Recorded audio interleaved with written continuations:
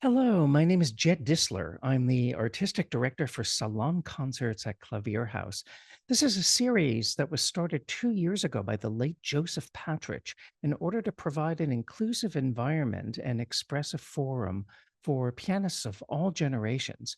An extraordinary event occurred on May 5th, 2024, when a multitude of keyboard luminaries gathered to pay tribute to Joe Patrych and to celebrate his life in a musical marathon that wound up lasting about 5 hours or so.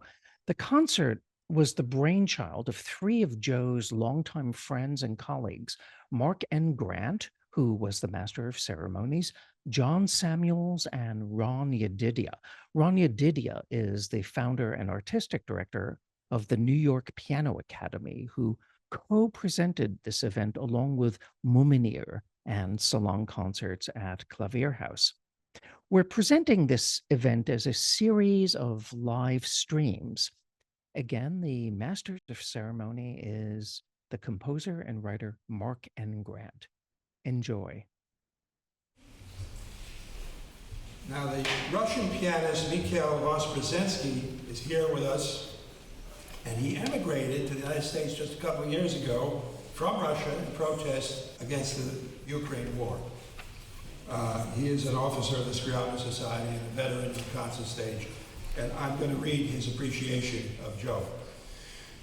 I am at a loss as to how to comprehend, much less accept this tragedy, the passing of the young, gifted, and encyclopedically knowledgeable musician who was so full of vitality.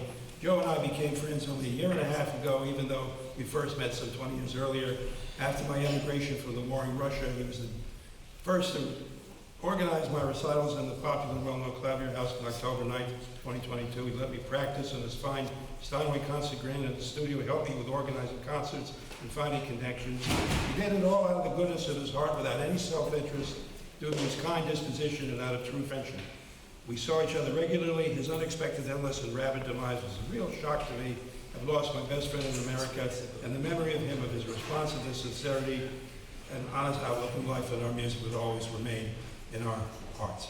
Mr. Voskresensky is going to play the melody, I guess it's the Dance of the Blessed Spirits from Gluck's Orfeo in the Wilhelm Kempfer arrangement. It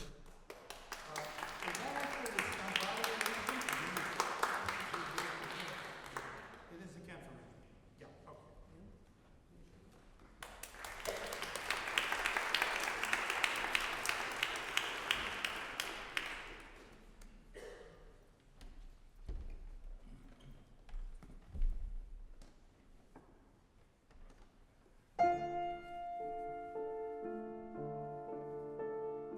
okay.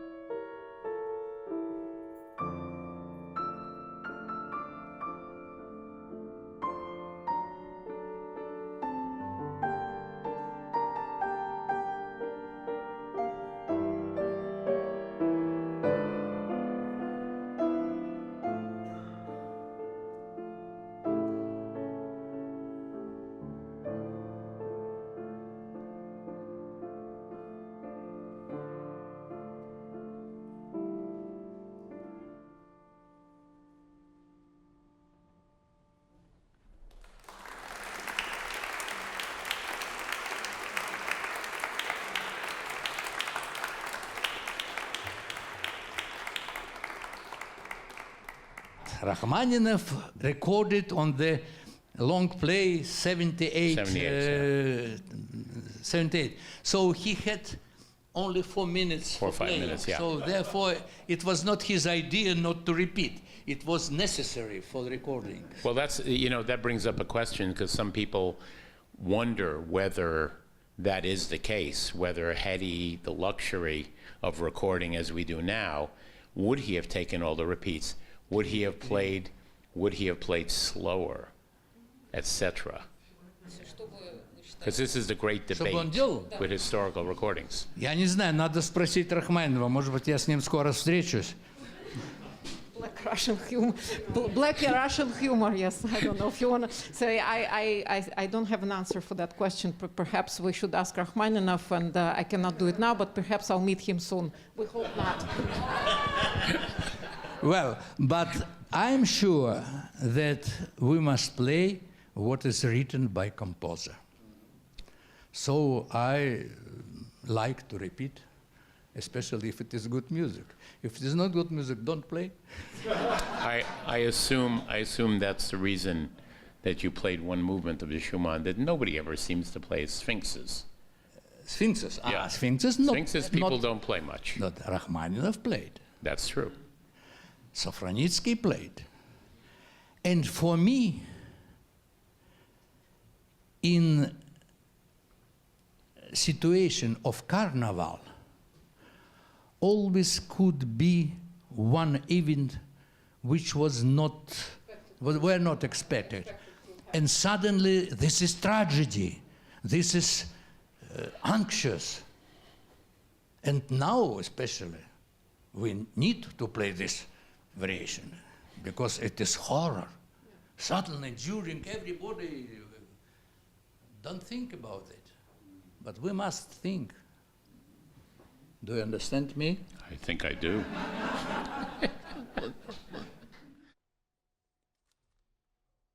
Sanchi Barbaro is a composer, violinist, and teacher based in Staten Island, and she is one of Joe's oldest friends from Queens College days. They're going to play Lisa Hansen on flute and her son Dylan on piano are going to play Sanchi's piece Between Dusk and Dawn in Our Time. Thank you very much, and thank you for switching. Dylan is actually a violinist at Juilliard, but he's a very good pianist. His older brother is a pianist, and that's how I met Joe, because he did Alex's conservatory auditions. And just a very quick anecdote, when we went to his recording studio home, if anyone's been there, it was several floors. You'd go up, he had cats and whatever, and Alex was in the recording room, and I was in the booth with Joe, and Joe's talking and cuddling the cats, and Alex is playing, and I'm thinking, shouldn't you be listening to Alex? And then all of a sudden he would say, wrong note. It was like he had antennae in the back of his head, so really amazing and to watch, and I learned that he knew exactly what he was doing. The piece that Sanchi wrote is actually for the incidental music for the play Our Town by Thornton Wilder, for the opening narration, sort of the godlike character who introduces the town, which is the main character. And I think it's very fitting because in the third act, there are people who have passed and townspeople who are still alive, and the people who have passed are in the cemetery in rows watching the people who are still living. And I feel like that's very appropriate for what we're doing here today, remembering Joe. And it's very spare. Her piece is very spare, like the setting of the play, which has almost no scenery. So this is Between Dusk and Dawn in Our Town.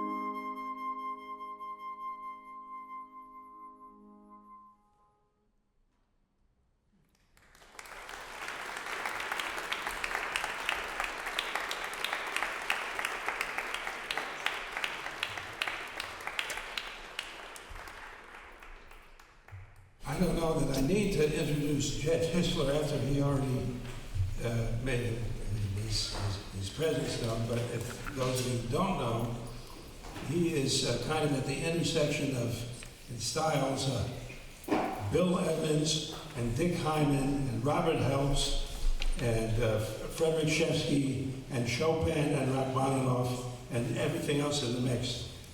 He doesn't seem to be anything he can't do at the piano.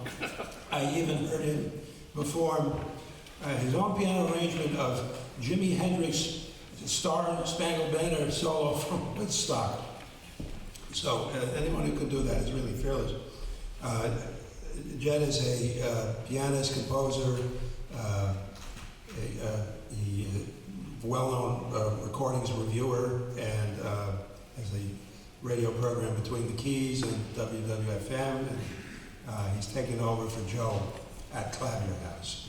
He is going to play his own version of the Harold Arlen song, Happiness is a Thing Called Joe. And I'm just going to insert parenthetically, I don't like Hollywood versions of Broadway musicals, and this song was written in the film of Cabin in the Sky, which was a Broadway musical written by a different composer and lyricist, John Latouche and Vernon Duke.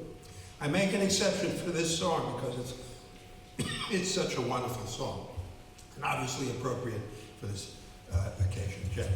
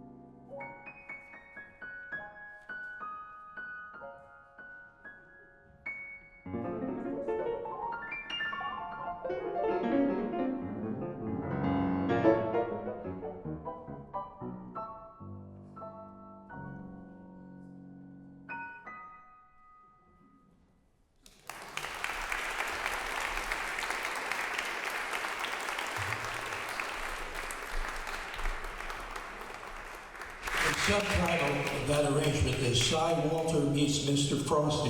Mr. Softy, excuse me. I'm going to read a message from Evgeny Kissin, who wrote on the occasion of Joe's passing. Joe Patrych was a very warm and intelligent human being who had a great love for and an encyclopedic knowledge of the art of piano playing.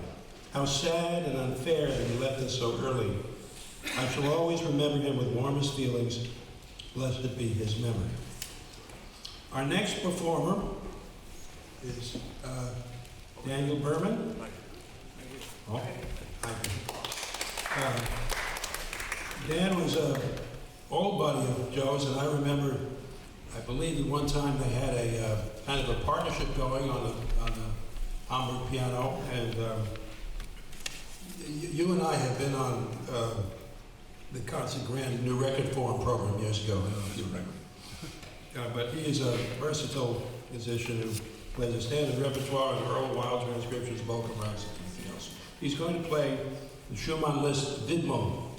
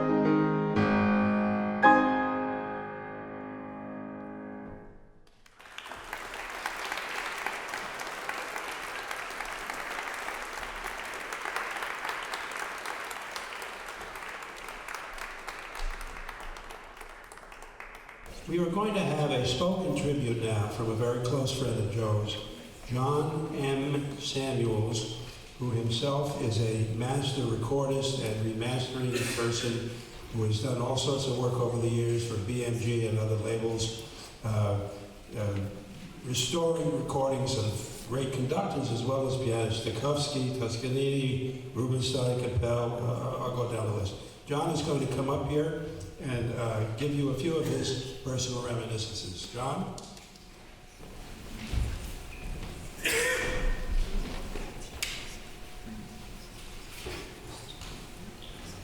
Speaking as a professional, Joe was an amateur. But of course, if you know what the word amateur means, it means lover. And that's exactly what Joe was. Joe loved people, Joe loved the piano, Joe loved everything, Joe loved life. And Mark gave some wonderful reminiscences. I'm not sure I can top those. But I do want to say a few things about Joe that were personal to me. On more than one occasion, people asked when Joe and I would work together if we were brothers. And we'd sort of smile and laugh and say, well, no, not really. We don't really look that much alike. Maybe a little bit. Joe was a lot bigger than me in many ways. But they were right. Joe was my brother, and I loved him. I cared about him very, very deeply, and I miss him terribly now. But Joe's gift to everyone survives. That's why we're all here. Joe's personality, Joe's warmth, Joe's brilliance, even Joe's annoying and little habits were all sorts of things that all of us are reminded of. I decided to make this a tribute to Joe in many ways. I'm wearing a black shirt and letting him know that Joe really liked black shirts. I'm wearing sneakers rather than shoes, because Joe really didn't like to wear shoes very much in my experience.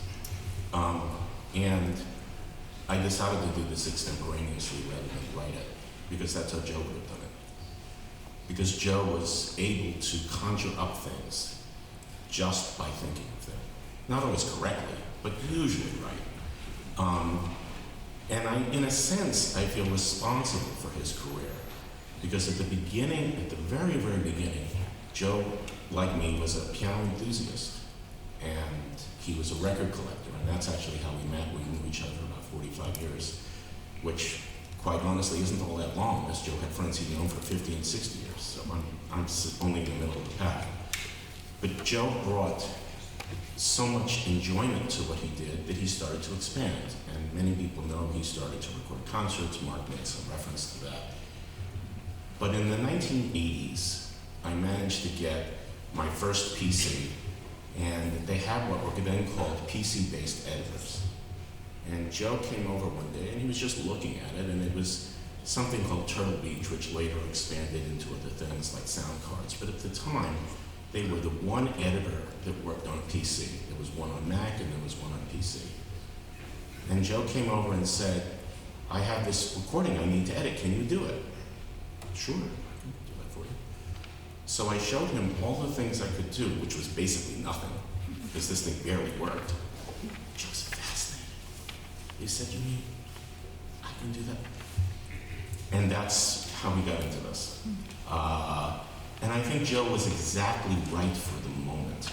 You know, all his skills, his people skills, his technical skills, his musical skills, his ability to read a score, his prodigious memory. Everybody's birthday was in his brain forever. All joined together at a time when it was possible to do this as a one-man operation, a one-woman operation for that matter. And I was just having a discussion about this with a mutual friend just before we started, and I said, well, was he right for the time, or was the time right for Joe? And then the answer is yes. And Joe was my brother, and I loved him. Thank you.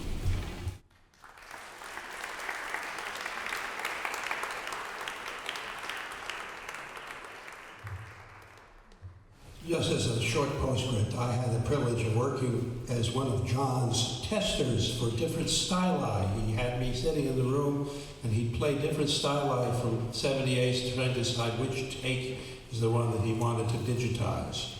And I was there. He borrowed my ears on several occasions. You remember that, John, yes? All right.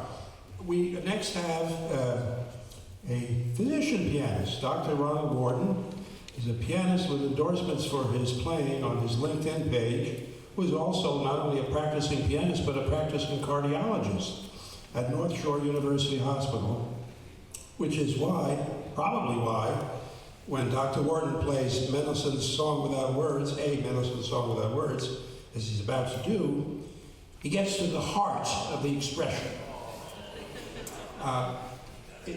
He knew Joe very well, and I'm going to let him, I'm not going to get into this. I'll let him speak for himself if he wants to make any remarks, but he will play the Song Without Words. Dr. Wharton.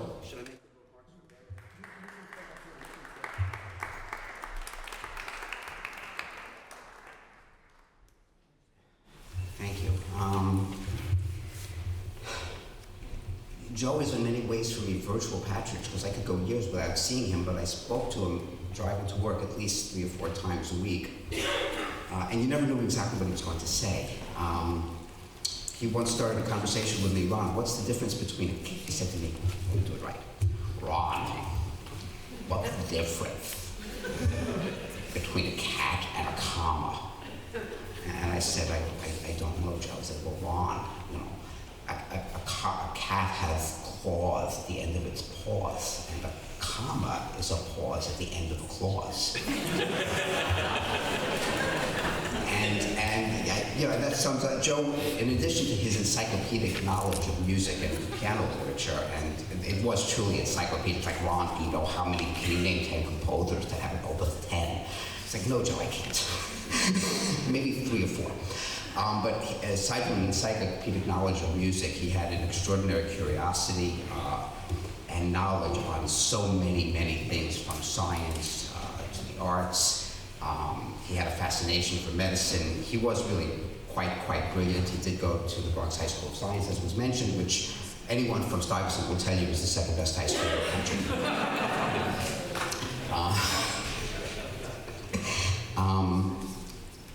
He also had a fondness for opus numbers. As I alluded to, we'd actually started, not knowing that this was going to happen, we'd actually started thinking about a concert on his birthday, which was going to be his 69th birthday, and having a whole bunch of people playing opus 69s, which was actually a conversation. And I actually started working on the Beethoven A Major Cello Sonata, which has that opus number. Not by myself, I can play both instruments.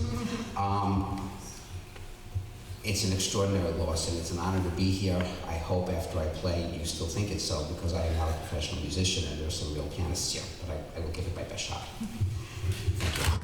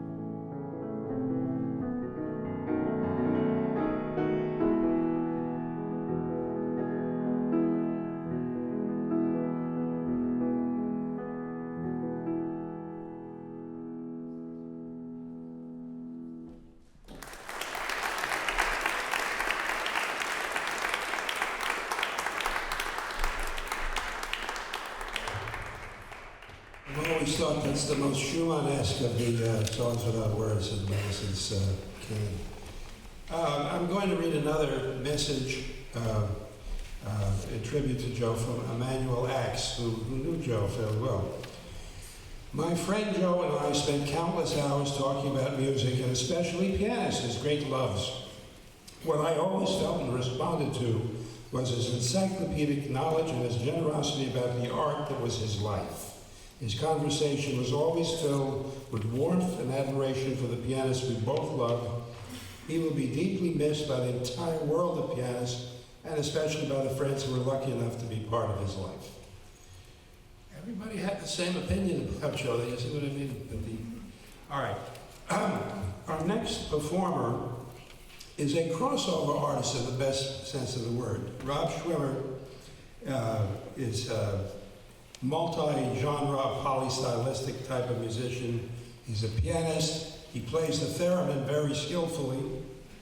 And he's going to play a piece called I Would Talk With My Dad, which he says is all about the conversations you imagine you'll have with somebody, in this case his father, in the future that you'll never get to have. Joe was somebody I always thought I'd have more long, great conversations with, but so sadly it didn't turn out that way. Okay, Rob?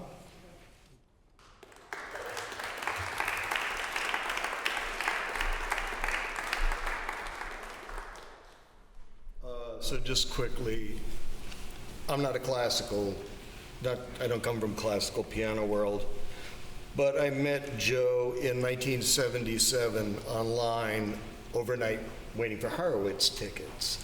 Happened to be standing next to him.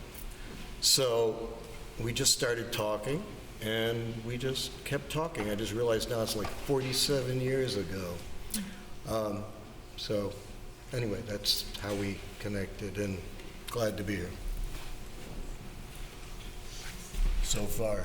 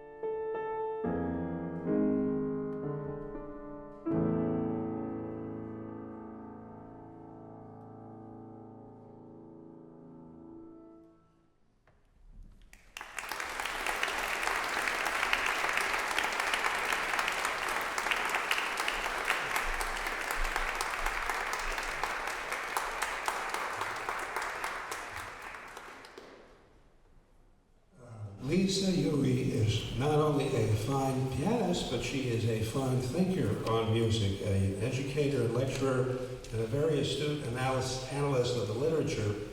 I have been personally fascinated that she taught a course, Historical Recordings of Great Pianists, because I thought after Jan Holtzman wrote his famous essay, The Labyrinth of Chopin Ornamentation in 1958, where he analyzed recordings 78 recordings from 100 years ago of all the grand manner pianists. He compared the different ways of executing the ornaments of Chopin. He found so many differences, and he recorded them in prose. He made a variorum study of performance practice. And it's such an obvious thing to listen to the older records and to learn from them. And I don't know if she still teaches the course, but it's really a daring thing to do, and it should be studied more. She is going to play Liszt's Elegy Number 2, composed in 1877. I don't know where she is. Lisa?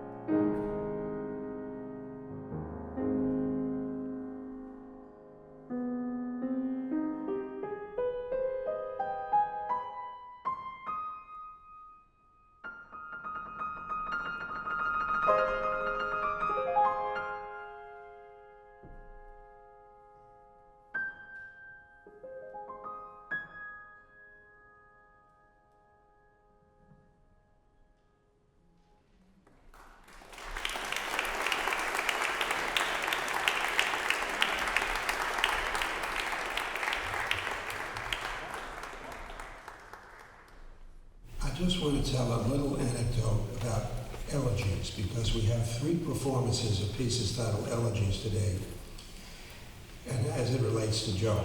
When I was a child, I was once in a room with the Hungarian composer Zoltán Kodály. It was at National Music Camp in Interlochen, Michigan. I was a camper there taking a baby composition class. And we were, as a class, invited to a composers forum of a group of older composers, the teenagers who were more advanced. Kodály was there with George Shandor with him, and he was there to bestow his beneficence or his critiques on the young composers. So it's an interesting experience. So there was a young man, about 16 or 17 years old, named David Glass, not Philip Glass, no relation. His piece was entitled Elegy. The piece was played, chamber music piece. It was over. Kodály stood up, sort of a twinkle in his eye. He was in his 80s and he was very impressive looking. His Paderewski-like goatee and his piercing blue eyes that were a little bit out of whack. And he said to the young man, "You're too young to be writing elegies." I think all of us feel that, in a sense, Joe, he was 68 years old, but because of his agelessly boyish vitality, he was too young for an elegy, in a sense, as much as this is a wonderful way to celebrate him.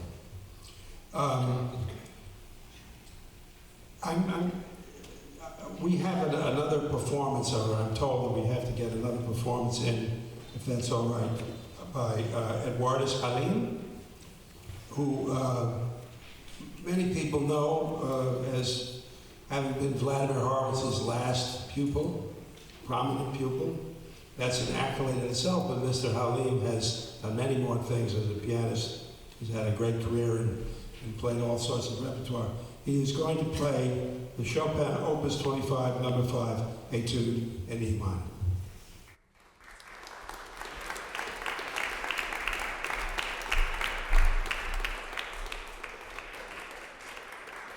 Actually, just a quick correction is Opus 25, number 7, a cello etude.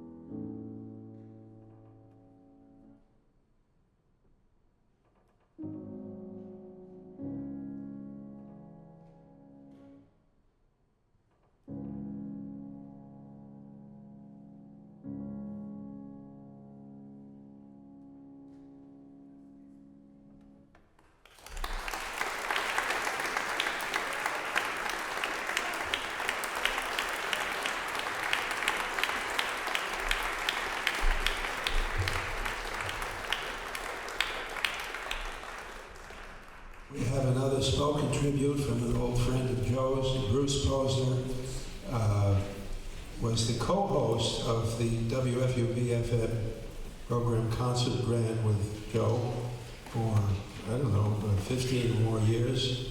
Much of that archive still survives, and he will make a few remarks now. Bruce.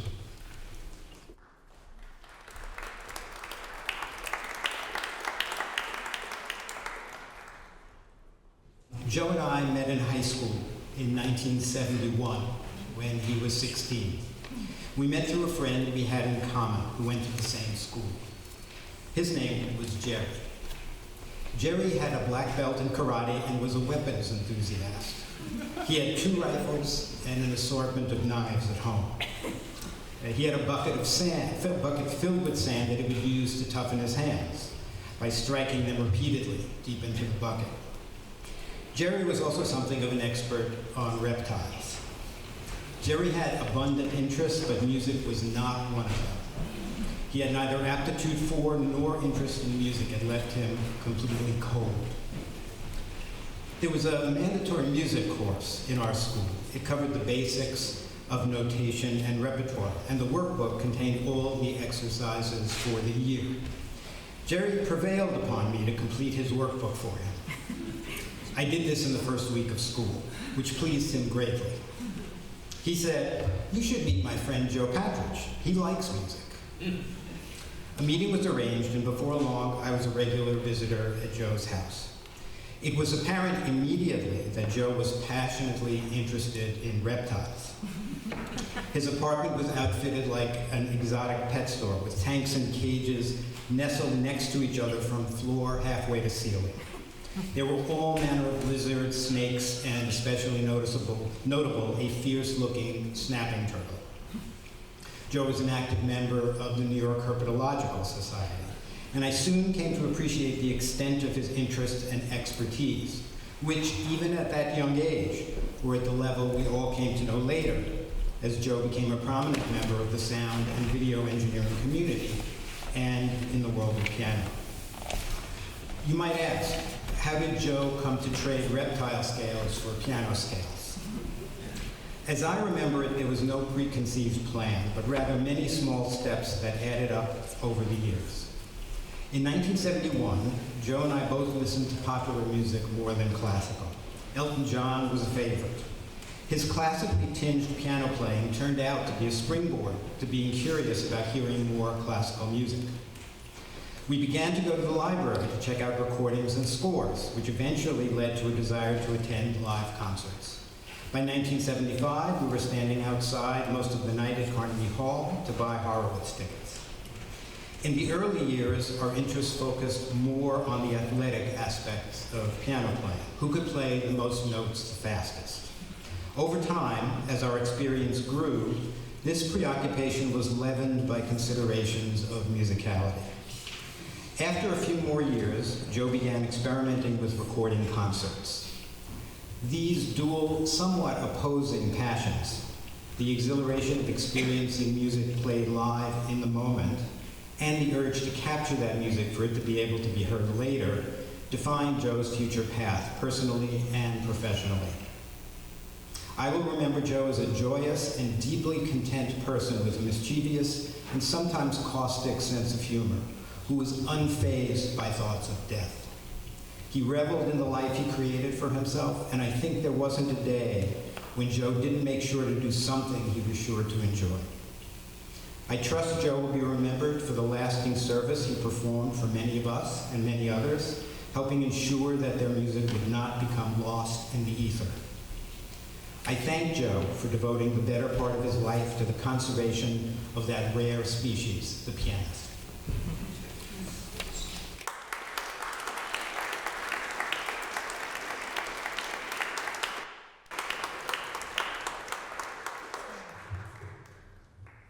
Well said, well said. Roman Markovich is as sensitive a pianist as he is wry a wit. I speak from personal friendship. I know Roman well. He's one of the pioneering bicyclists in New York City. He interesting connection with Joe. Joe's mother and both of Roman's parents first met at a concentration camp in Poland. And but it is Holocaust Remembrance Day, coincidentally. So, with that thought, which is somber, I'd like to introduce Roman, who will play Chopin's Opus 50, number 3, Mazurka in C-sharp minor. Roman.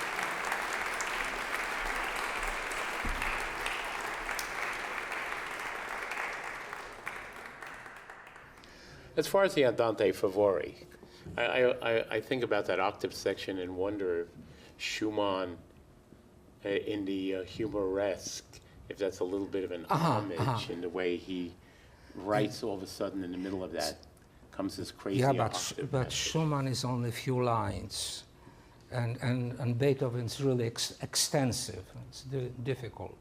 But it's only difficult if you want to hit the right notes. Otherwise, it's not so bad. I always thought that was optional. Let's talk about using music when you play. I know that's a favorite topic. You mean the teleprompter? The teleprompter. A couple of years ago, I played a recital in Poland.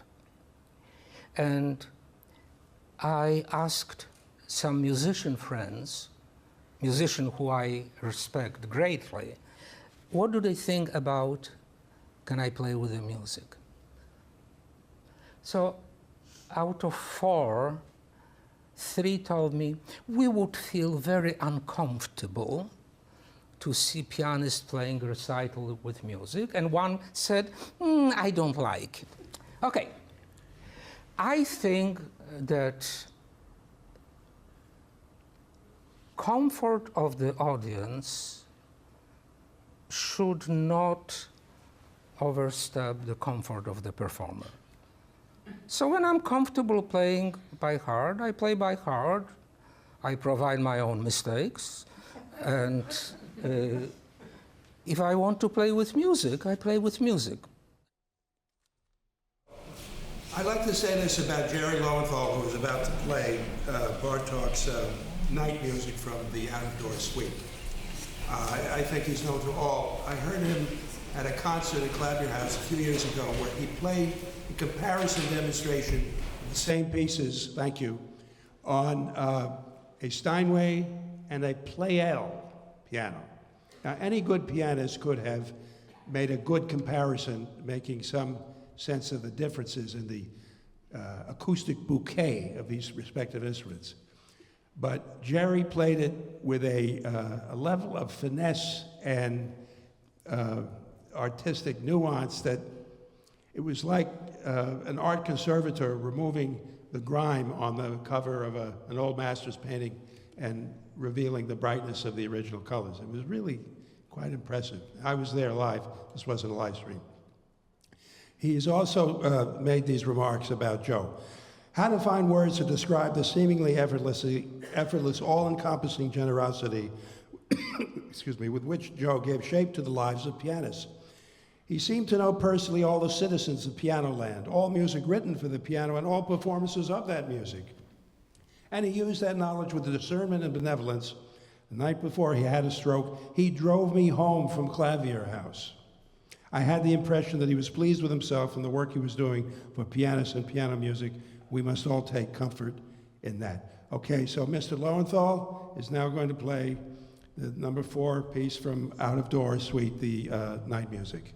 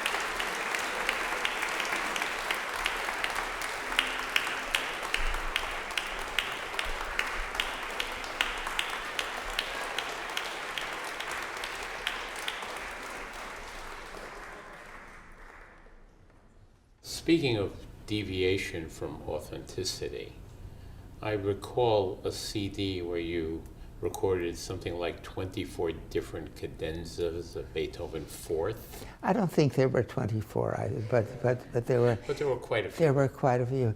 The Beethoven Fourth Concerto had cadenzas written for it by Brahms, by Clara Schumann, by Godowsky, by Saint-Saëns, by Dohnányi, by Mettner, etc.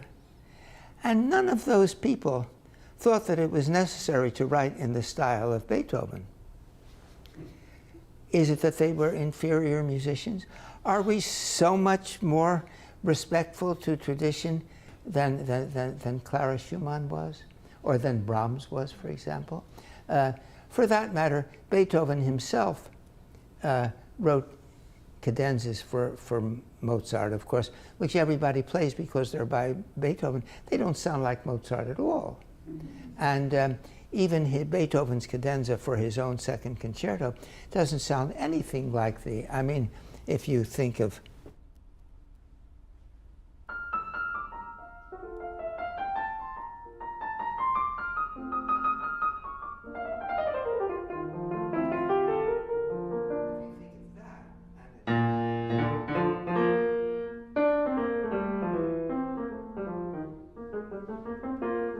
they're from two different worlds.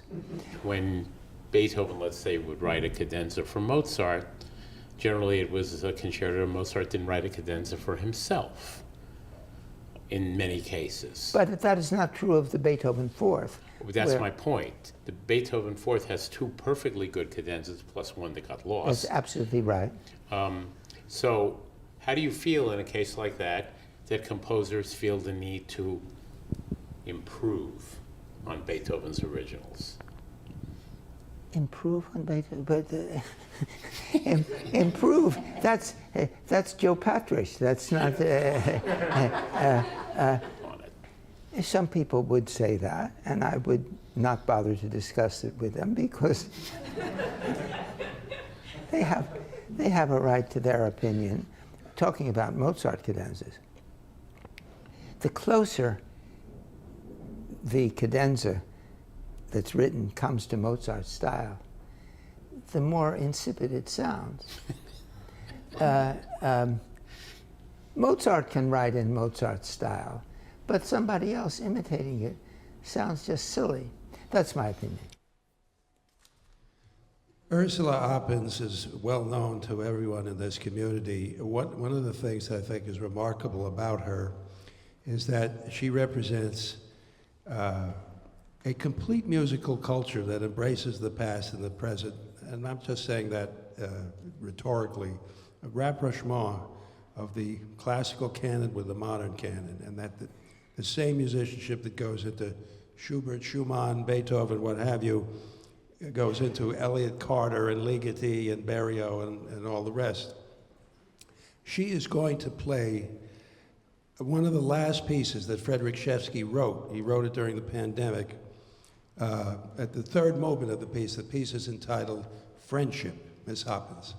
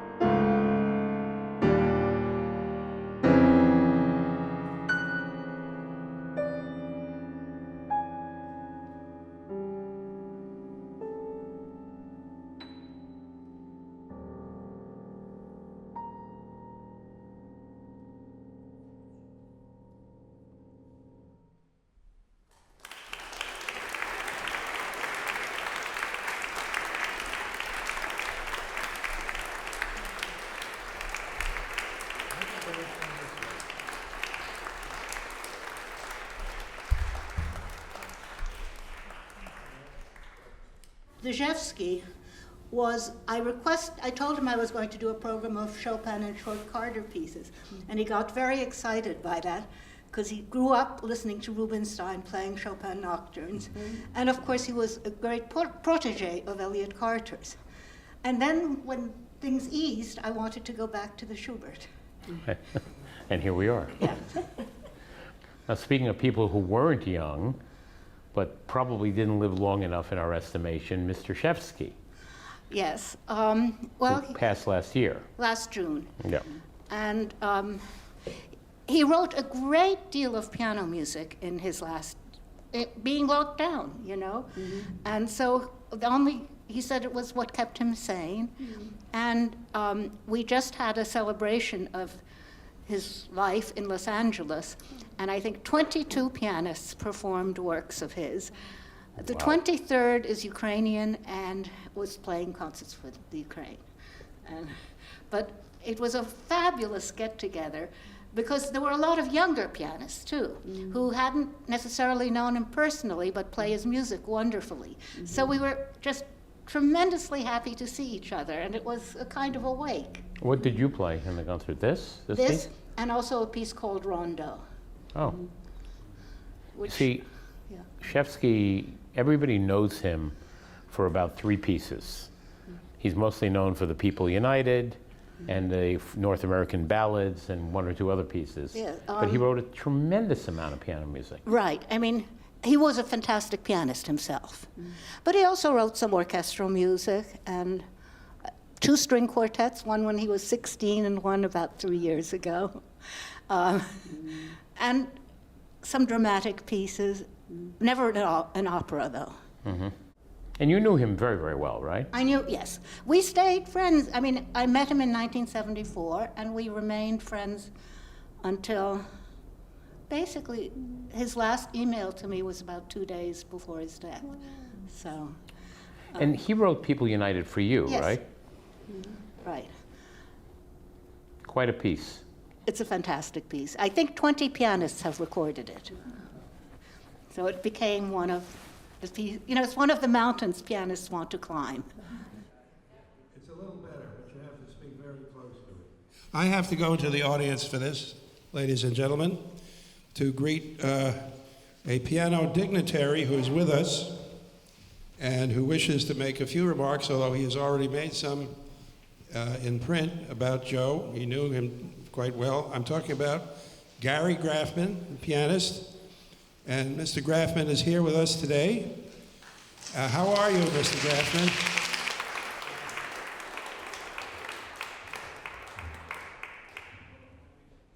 I've known Joe since going to, I live across the street from Carnegie Hall, and I would meet with him there and discuss other people who played that which is being played by the person who he might say some derogatory things or remarkable things about it, or remember performances of 10, 20 years ago that Horowitz or other people like that played in the hall. And had incredible knowledge of old recordings, new recordings, of everything pertaining to that. You mention any piece, he will tell you, as I said before, who recorded, when it's recorded, and the person actually made a better recording of it 20 years before. Things like that. So anyway, what more can I say about him except that he was in the house very often, and we became friends. And once I was starting 2 years ago in a wheelchair, which had, I'm 95 now. So 2 years ago, I guess it wasn't so terrible that I should be in a wheelchair. And he actually took me very often and stayed with me in Carnegie Hall. And when backstage was pushing my wheelchair, since both he and I, in almost every case, knew who the performer was personally, and so forth. And then took me back. Anyway, a dear friend. I mean, he became really somebody I miss already very, very, very much. What more can I say?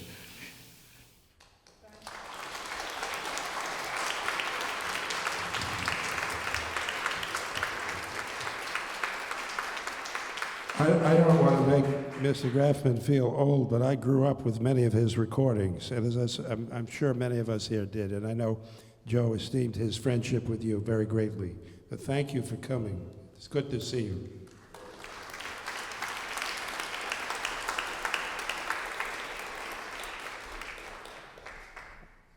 We've already had one royal couple of the keyboard play tonight. We've had Jerome Lowenthal and Ursula Alpens just played. But we wanted to get a husband and wife team who would play a four-hand piece. So we put out a request for Joseph and Rosina Levine, and surprisingly they answered. They said, we'd love to do it, but we have a scheduling conflict. We're in the afterlife. So, and I had the same response from Abram Chasins and Constance Keene. But we have the next best thing. We have Ben Laudy and his wife, Sasha Kosman. Before I tell you what they're going to play, I hope you all know that Ben is a producer of marvelous piano videos that are highly educative and entertaining at the same time. I don't know how he finds the time to do all that.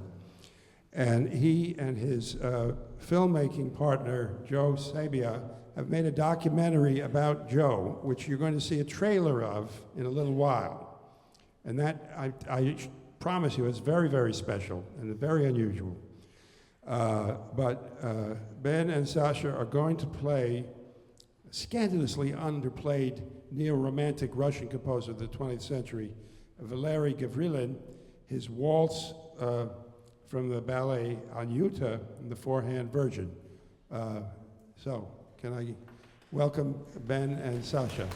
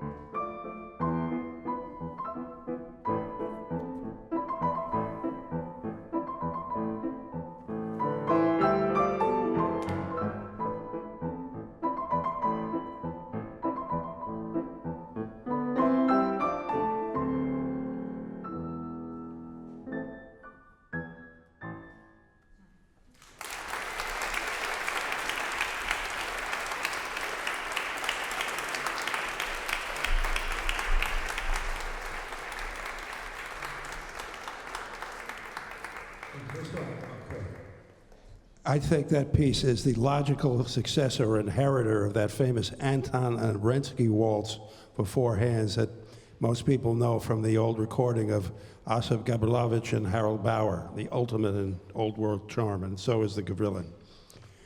I have a message to read from Yuja Wang. Yuja writes, I was so saddened by the sudden news of Joe's passing.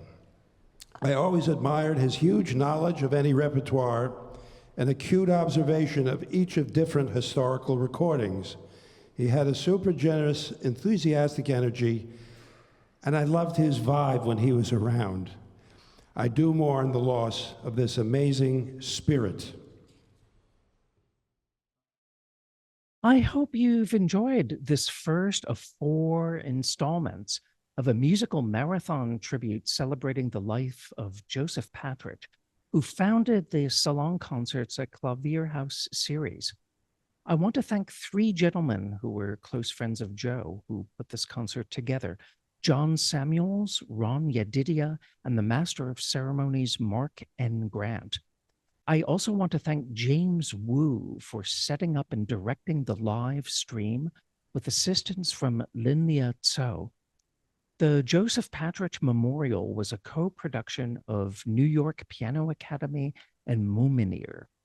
These live stream installments are brought to you by Salon Concerts at Klavierhaus. Salon Concerts at Klavierhaus relies on donations to keep our weekly in-person and live stream series going throughout the year. To contribute, please visit salon.klavierhaus.com. And thank you so much for your generosity. You can learn about the expert piano restoration services that Klavierhaus offers, either by visiting Klavierhaus during office hours or by going online to klavierhaus.com. This is Jed Distler, Artistic Director for Salon Concerts at Klavierhaus, and thank you for watching. See you next time.